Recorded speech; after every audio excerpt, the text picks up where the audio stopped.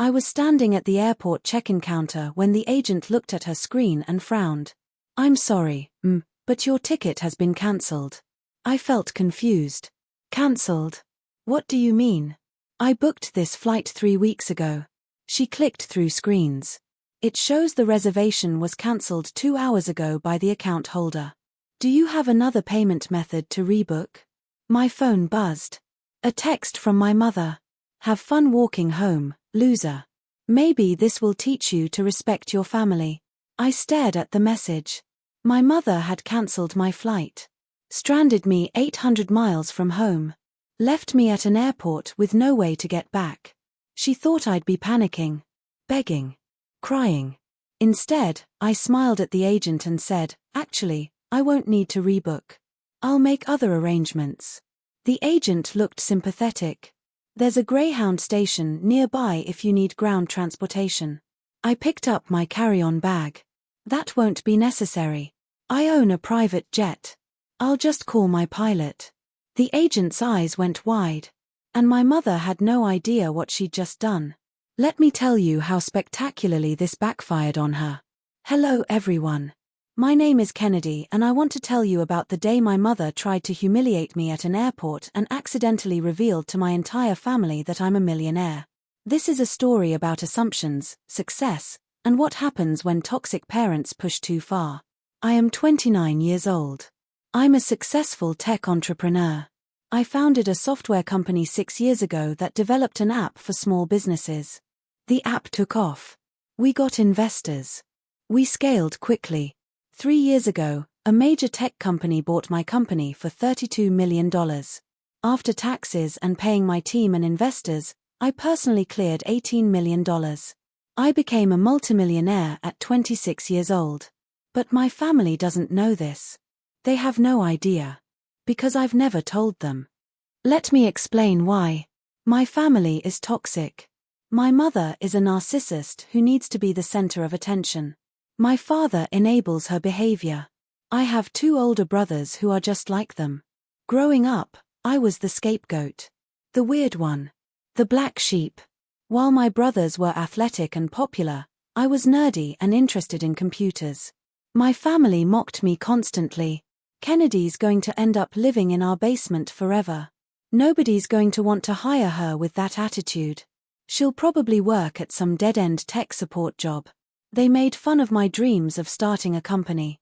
They said I was delusional. When I dropped out of college after 2 years to focus on my startup, they were furious. "You're throwing your life away," my mother screamed. "You're going to fail and embarrass this family." I moved across the country. I worked 80-hour weeks. I lived in a tiny apartment with 3 roommates. I built my company from nothing. And when it succeeded beyond my wildest dreams, I made a decision. I wouldn't tell my family. Why? Because I knew exactly what would happen. They would suddenly want relationships with me. They would ask for money. They would take credit for my success somehow. They would make it about them. So I kept my life private. When I went home for holidays, I dressed normally. I drove a regular Toyota. I stayed in budget hotels. I acted like I had a normal tech job making normal money. My family continued to treat me like a failure. At family dinners, they'd ask, "So Kennedy, still doing that computer stuff? When are you going to get a real job?" I'd smile and say, "The computer stuff is going well, actually." They'd laugh and change the subject to talk about my brothers' mediocre careers as if they were incredible achievements. This dynamic continued for years. I was fine with it. I had my real life in Seattle. My beautiful penthouse apartment. My investment portfolio. My actual friends who knew the real me. My family could think whatever they wanted. Then last month, my grandmother died. My father's mother. She was 93. She was the only family member who had ever been kind to me. The funeral was scheduled in my hometown in Ohio. I lived in Seattle. I booked a commercial flight because I didn't want to draw attention. My private jet would have raised questions. I flew economy. I stayed at a Hampton Inn. I rented a Toyota Camry. I played the role they expected. The funeral was sad but beautiful. Grandma had lived a full life. After the funeral, there was a family dinner at my parents' house. About 30 relatives. During dinner, my mother made her usual comments. Kennedy's still doing her little computer thing in Seattle. We don't really understand it, but she seems to enjoy it. My aunt asked, "Are you making decent money at least?" Before I could answer, my mother laughed. She does okay for a single woman with no prospects. Nothing like her brothers, but she's managing. My brothers both made around $80,000 a year. Good salaries, but nothing special. I made more than that in investment interest every month. But I just smiled and ate my food. The next day was my flight back to Seattle. That morning, my mother asked me about something trivial. What time I was leaving. I told her my flight was at 3 p.m. She seemed fine. Normal. I should have known better. I arrived at the airport around 1 p.m. Plenty of time for a 3 p.m. flight. I went to the check-in kiosk. That's when I discovered my ticket was cancelled. The agent explained someone had called 2 hours earlier and cancelled the reservation. Then my phone buzzed. That text from my mother, "Have fun walking home, loser. Maybe this will teach you to respect your family." I stood there processing this. My mother had deliberately stranded me. 800 miles from home. She thought this would humiliate me. Force me to beg her for help. Make me drive back to their house begging for mercy. She had no idea who she was dealing with. I texted back one sentence, "Thanks for the reminder that I don't need you for anything." Then I blocked her number. I walked away from the ticket counter and called my assistant, James. "Hey, I need the plane brought to Cleveland Hopkins Airport as soon as possible. I'm ready to go home." James didn't even question it. "I'll call the pilots now. They can probably be there in 90 minutes. I'll text you when they're close." I went to the airport lounge. I bought a glass of wine. I waited comfortably. While I was waiting, my phone started blowing up. My father called. I declined. My brothers called. Declined. Texts from cousins. "Your mom said you're stranded. Do you need help?"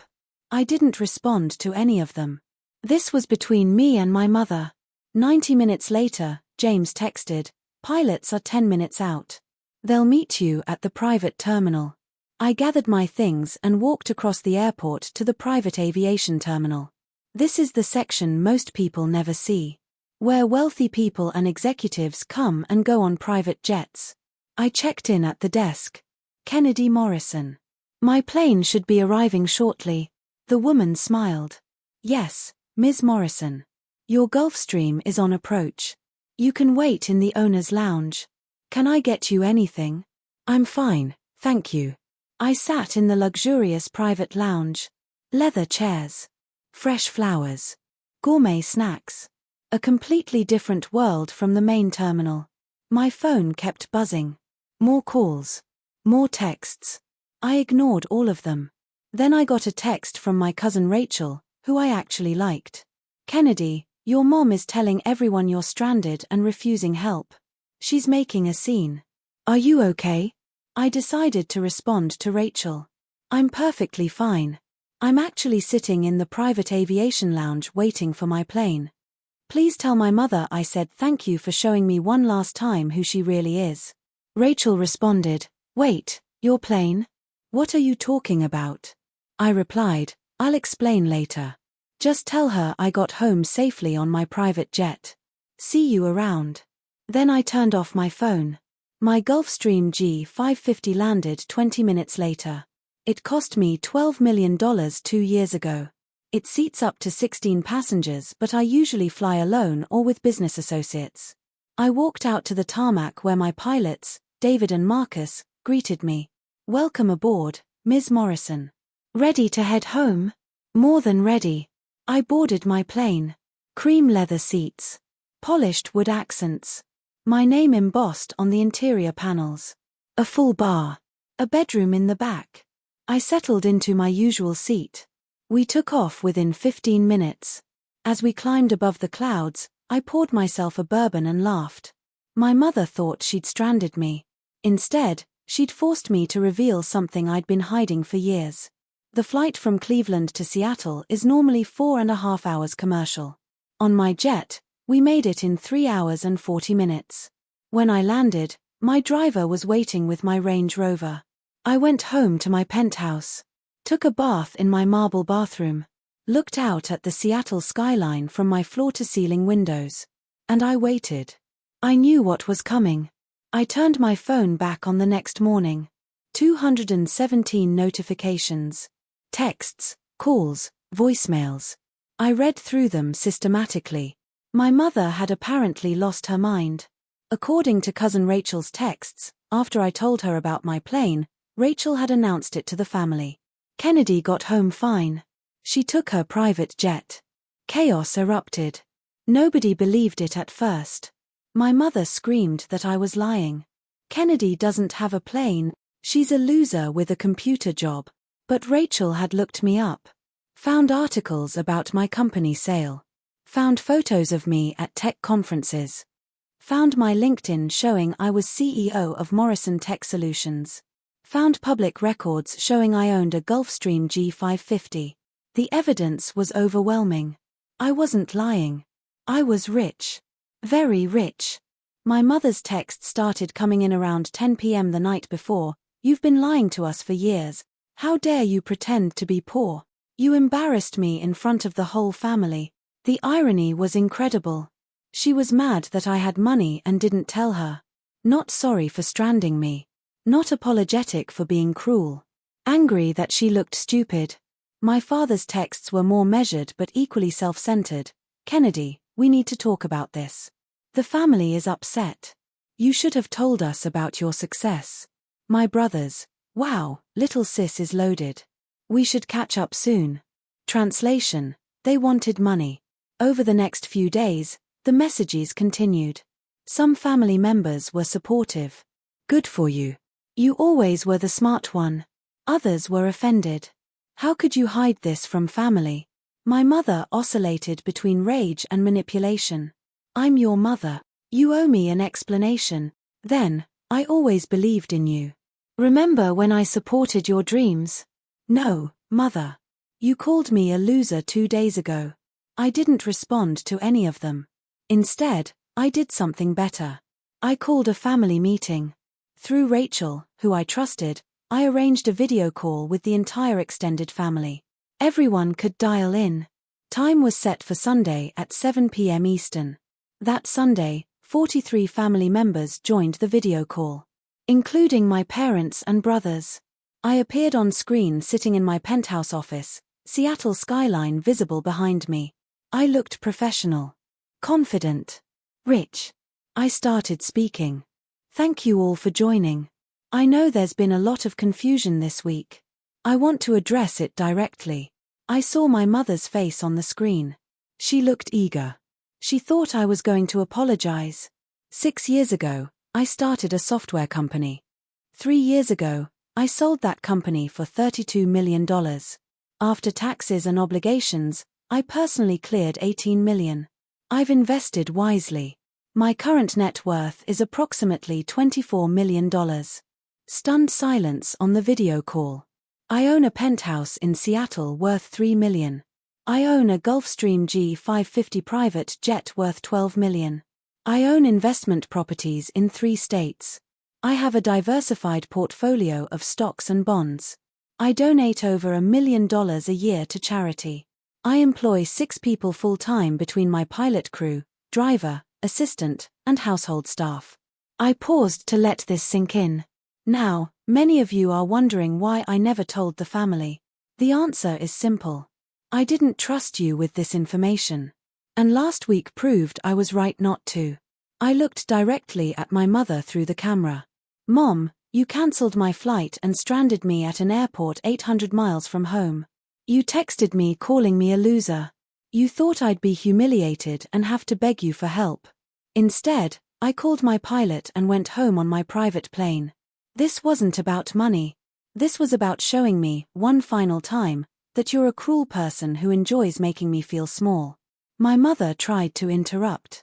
Kennedy, I cut her off. I'm not finished. My entire childhood, You and Dad and my brothers treated me like a failure. You mocked my dreams. You said I'd never succeed. You were wrong. I succeeded beyond any of your accomplishments. And I did it without your help, without your support, and without your belief in me. I continued, so here's what's going to happen. I'm removing myself from this family permanently. Don't call me. Don't text me. Don't ask for money. Don't try to take credit for my success. I built this life despite you, not because of you. My father tried to speak. Kennedy, you're being dramatic. No, Dad. I'm being honest. For the first time with this family, I'm being completely honest. You all treated me terribly because you thought I was nobody. Now you know I'm somebody. But it doesn't change anything. I'm still done with you. Some relatives tried to defend themselves. I always supported you. I wasn't part of this. I addressed them too. If you genuinely were kind to me, you know who you are. Rachel, Aunt Linda, Uncle Mike, a few others.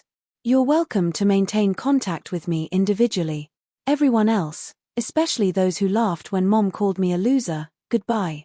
Then I ended the call. I blocked my parents and brothers on everything. I changed my number and only gave the new one to select people. The fallout was spectacular. According to Rachel, my mother had a breakdown. How could her daughter be more successful than her sons? It challenged her entire worldview. My father was embarrassed that I'd called him out publicly. My brothers were angry they couldn't suddenly become best friends with their rich sister. But I didn't care. I was free. In the months since, I've maintained no contact with most of my family. Rachel and I get coffee when I visit Seattle. Aunt Linda and I email occasionally. But my immediate family is dead to me. I heard through Rachel that my mother tried to tell people I made up the money story. But too many people had verified it. She looked foolish. I also heard my parents tried to claim they always knew I'd be successful and were so proud. People who were on that video call knew the truth. My mother calling me a loser is now family legend. Today, I'm 29 years old and happier than I've ever been. I have genuine friends who knew me before and after the money. I date a wonderful man who has his own successful career and doesn't need my money. I travel the world. I invest in other startups. I live exactly the life I want. That cancelled plane ticket was the best thing my mother ever did for me. It forced the truth into the open. It gave me permission to finally cut ties completely. It showed everyone who she really was. People ask if I regret not telling my family sooner about my success. No, I don't. Because the way they treated me when they thought I was nobody showed me their true character. Money doesn't change people. It reveals them. When they thought I had nothing, they felt superior and treated me poorly. When they learned I had everything, they wanted access. That's not love. That's opportunism. I learned important lessons from this experience. I learned that you don't owe your family information about your life if they've been cruel to you. I learned that success is sweeter when you achieve it despite people who doubted you. I learned that cutting off toxic family is not only okay, it's sometimes necessary. I learned that people will reveal their true intentions when they think you need them. And I learned that the best revenge is living well and not letting toxic people access your joy. My mother texted have fun walking home, loser thinking she'd humiliated me. Instead, she liberated me. I flew home in luxury on my private jet. And I flew out of her life forever. Thank you for listening to my story.